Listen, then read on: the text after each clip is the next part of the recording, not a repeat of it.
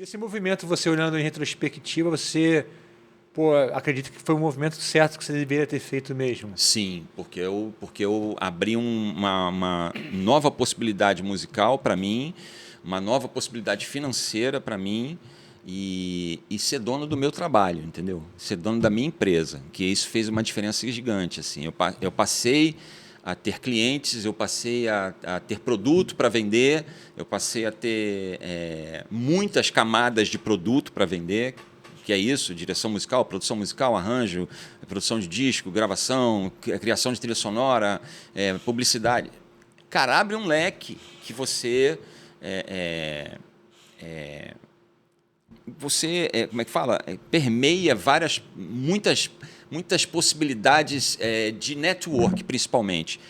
Um cara que trabalha com publicidade te indica para fazer um outro projeto de uma campanha política. Eu comecei a fazer de tudo, entendeu? Eu fui tacando em todas as áreas. Eu sou muito disponível, né, Matheus? Assim, quando eu abraço uma coisa, eu vou atrás fundo. E aí, teve um segundo passo, que foi a TV. Porque aí, até então, eu estava trabalhando só com publicidade. E aí, teve um trabalho que ia ser feito na TV. Eu tô mudando de assunto, né? Não, Porque tá você perguntou essa coisa, o que mudou, né, na minha. Eu acho que o que mudou da minha visão foi isso, essa visão de que eu estava sendo só músico, dentro dos objetivos que eu tinha, eu não ia alcançar a minha independência financeira, não ia alcançar a minha aposentadoria quando eu ficasse mais velho e quisesse parar, entendeu? Então eu comecei a olhar e falei, cara, é aquilo que eu falei, eu não quero morrer tocando num palco, isso entendeu? Foi um ponto interessante, que parece que é um choque antirromântico que você fala isso, né? Não é. Não para mim, mas eu tô falando que todo mundo espera. Você quer que acontece, cara? Existe um público que quer ouvir o músico falando de música. Sim. Se você entrar num papo mais sobre a carreira, essas dificuldades, o cara não tem interesse. Uhum. Também tem um público que é de músico, que é 100% idealista e sonhador. Que quando você entra com esse assunto, parece que você está jogando um balde de água fria. Porque não, meu irmão, não é. Eu sei que não. Mas tem um público de músicos que somos nós, que nós estamos aí há muitos anos e a gente sabe das dificuldades. Sim. Então, assim, para cada público isso ressoa de uma maneira, sacou? Sim. E eu acho legal você falar isso, porque eu também sou um cara que eu quero estar com 70 anos, eu quero decidir o que eu faço. Sim. É isso. Se eu quiser morrer no palco, eu morro porque eu quero. Não porque, meu irmão, se eu não sair para tocar isso aqui que eu odeio, eu não vou pagar minhas contas. Eu acho que esse é o ponto que você está querendo dizer. Você está falando aí. O que é independência financeira? O que é sucesso? É você poder fazer o que você quiser. Claro, pô. É isso, entendeu? Isso é o fechamento da ideia. Então, assim, eu cheguei uma hora que eu falei, cara, eu não posso estar com 60 anos de idade esperando o telefone tocar, sabe? Que seja o Lulu Santos, que seja o Kid Abelha, que seja a Ana Carolina, que seja... Esperando o telefone tocar. E se não tocar, entendeu? Cada artista tem também as suas vidas, suas decisões sobre que prazo ele também quer ter de vida para tocando, fazendo aquilo. Então, assim, eu dou graças a Deus que eu estou com o Ney ainda, que é um cara de 85 e está na estrada e quer continuar trabalhando, entendeu? Eu acho lindo isso. Mas eu precisava fazer uma escolha para mim, entendeu? Cara, de jeito nenhum, eu não tenho uma visão pessimista nenhuma em relação ao trabalho de músico. Eu acho que o trabalho de músico é lindo e ele tem muitas possibilidades. É isso que eu quero dizer. Não se fie só... seja mais do que somente o baixista, o guitarrista. Pense em você como um empresário, como uma possibilidade de... A música tem muitas possibilidades, entendeu? Então, assim, chegou uma hora que, para mim, não batia essa ideia de estar num palco com 65 anos de idade tocando, 70 anos de idade. Eu vou gostar de estar? Vou gostar de estar, mas por minha escolha, eu quero estar, Sim. entendeu? Não porque eu precise, entendeu?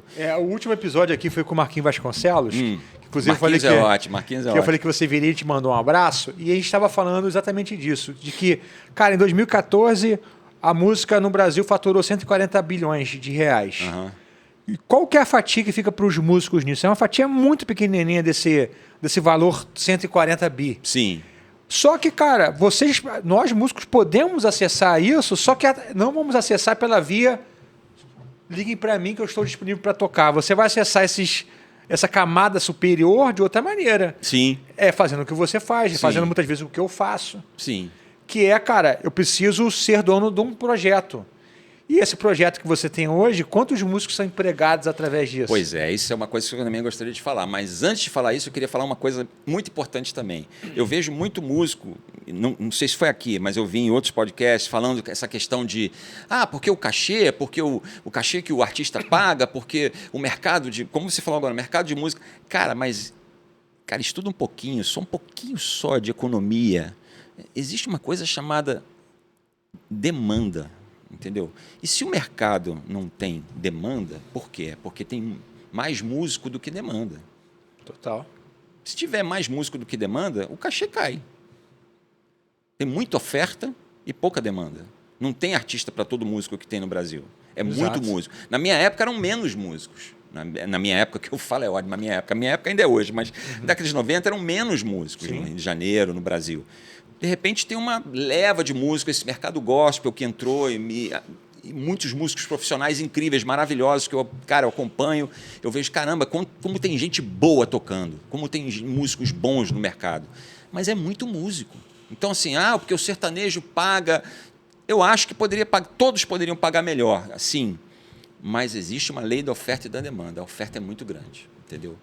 Então, sempre vai ter um músico que vai aceitar trabalhar por menos do que aquele que está na gig. Porque é isso. Então, se você entender isso, é mais legal ainda para você pensar em que você tem que abrir leques, opções do seu trabalho como músico. Porque sendo só músico ali, tocando só baixo, tocando só guitarra, tocando só teclado, você diminui muito. Quanto mais especialista você for, menos oportunidade de trabalho você tem. Eu acho que é isso.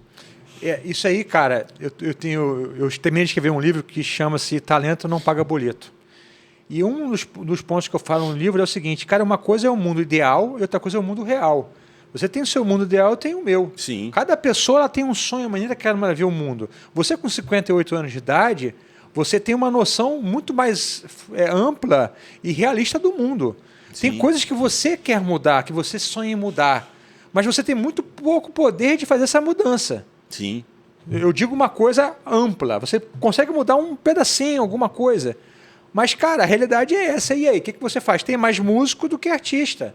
E, obviamente, que quando tem muita disponibilidade de músico, o cachê tende a ficar mais congelado. A gente fala, o cachê é a mesma coisa do ano 2000. É exatamente por causa disso, porque tem gente topando fazer por essa grana. E vai fazer o quê? É isso.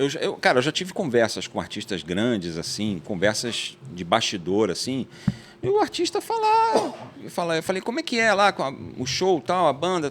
Não, a banda não toca no meu show, a banda é só figurante. A gente dispara o VS e eles ficam ali. Porque, cara, músico ao vivo para tocar precisa ser músico bom, e músico bom é caro, então eu boto esses caras para tocar. Eu já ouvi coisas assim, entendeu? Eu já vi artista, engenheiro de som, ouvi falar para mim que o artista chegou para ele e falou assim, olha, pela primeira vez... elogiaram o som da banda no show, né? Pô, lá no Instagram do artista, tal, não sei o quê. Então, o artista pediu para você tirar a banda do pé. Aí ele riu, falou, como assim? Ele falou, não, é porque ele não quer que a banda soe. Deixa o VS, não bota a banda para tocar. O show é o artista, os bailarinos e acabou. A banda deixa abaixada, porque o VS já está fazendo. Ele não quer que o músico se destaque. Entendeu? E cantou grande. Grande, bicho, grande. Eu já conversei com muita gente, grande. E é isso. Entendeu? Então se proteja. Então, se proteja, porque assim, o artista, e eu não vou falar nomes, mas ele está preocupado com outra coisa, entendeu? Ele não está preocupado com isso, sabe? E ele não está preocupado por quê? Porque tem uma oferta gigantesca de músicos aí que vão tapar esse buraco se precisar, entendeu? E não adianta ficar aqui do lado assim, tipo, com raiva disso, né? Não. A questão pior, esses músicos que ficam panfletando. Cara, não somos um sindicato, não existe esse sindicato, entendeu? A gente sabe disso. Não existe a ordem dos músicos para proteger. Elis Regina já falava disso lá na década de 80. Tem entrevistas dela falando sobre isso, discutindo boca a boca com o presidente da ordem dos músicos. Então, assim, é uma história que não vai mudar, principalmente no Brasil. Pode mudar? Pode. Não acredito que vai mudar tão cedo, entendeu? Então, assim, cara, cada um é cada um. É isso, cada um é cada um. E você tem que tomar as suas decisões. A minha decisão foi, preciso abrir meu leque porque isso aqui vai dar ruim lá na frente, entendeu? Poderia não ter dado, poderia ter chegado aí um artista internacional, me visto tocar e me chamar para fazer uma turnê com ele, mundial, que eu ia ganhar $1 milhão, que nem o Daryl Jones ganhou para fazer com o Rolling Stones. Beleza, podia acontecer. Como o Trujillo fez com Metallica, ganhou $1,5 milhão. Podia acontecer, mas será que eu vou apostar nisso, essa ficha? Acho que não. E também tem aquele negócio, né, cara? A gente, desde criança, assim, desde que eu sou adolescente, eu ouço o seguinte: pô, os músicos são desunidos. Os músicos precisam se unir. Mas todo mundo fica só no discurso, né? Aí, os músicos precisam se unir. Mas quem é que vai lá falar com o cara? Quem é que vai botar a cara a tapa? Aí ninguém quer botar a cara a tapa. Tipo assim, a gente precisa se unir. Vai lá, bicho. Cara, eu já tive trabalhos em que eu negociava o meu cachê. Assim, não, porque o seu cachê é diferente, não é isso que a gente paga. Eu falei, não, mas é o valor que eu cobro para fazer esse trabalho, entendeu? Não tem isso de todo mundo tem que ganhar. E eu não acho que todo mundo tem que ganhar igual mesmo, não. Eu não sou contra a unificação do cachê. Mas também eu acho que se o músico quiser cobrar o valor que ele quer cobrar pelo trabalho dele, ele está com o direito dele, entendeu? Negociar separado. Tem que acabar com essa coisa de somos amigos, precisamos fazer uma união. Cara, é um trabalho como outro qualquer, entendeu? Você vai numa repartição pública ou no banco, cada funcionário ganha um salário. Dependendo do seu cargo, às vezes o cara trabalha mais que o outro, ganha menos. E aí? Mas não é, eu acho que isso não a discussão não pode partir daí, entendeu? Eu acho que seria melhor se cada um cuidasse do seu trabalho e soubesse quanto vale o seu trabalho e cobrasse por isso. Tudo ia caminhar para esse lugar que se deseja, entendeu? Precisamos achar uma forma de criar ferramentas para a gente conseguir ter uma garantia salarial, uma garantia. As coisas iam caminhar. Mas, assim, vamos juntar todo mundo para cobrar um cachê. Cara, não acho que é um caminho. Os músicos são desunidos. Não acho que é um caminho, entendeu? Não, o Marquinhos mesmo falou que é uma história interessante, que lá em Brasília, quando ele estava lá ainda, juntou uma galera, todo mundo que estava tocando, falou assim, galera, vamos estabelecer um valor aqui que ninguém toca por menos que isso. A galera falou, beleza. No outro dia, um cara cobrou menos e pegou o trabalho de todo mundo. Eu passei por isso aqui no Rio.